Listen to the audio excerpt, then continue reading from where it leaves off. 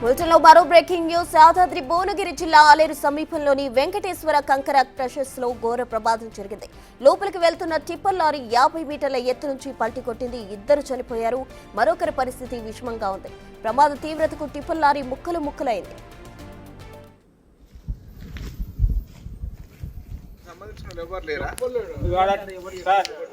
వచ్చేటప్పుడు షెడ్ ఉందిగా, అందుకెళ్ళి మనం రాగానే వెళ్ళిపోయారు ఇద్దరు ముగ్గురు. మాకు తెలియదు ఎక్కడైందో ఏం కాలే అని చెప్పి వెళ్ళిపోయారు. సార్ ఎడ్జీ పోకండి సార్, అది కింద లూజ్ ఉన్నది. అది మాకు తెలియదు అంటారు సార్, వచ్చి అర్ధగంట అవుతుంది.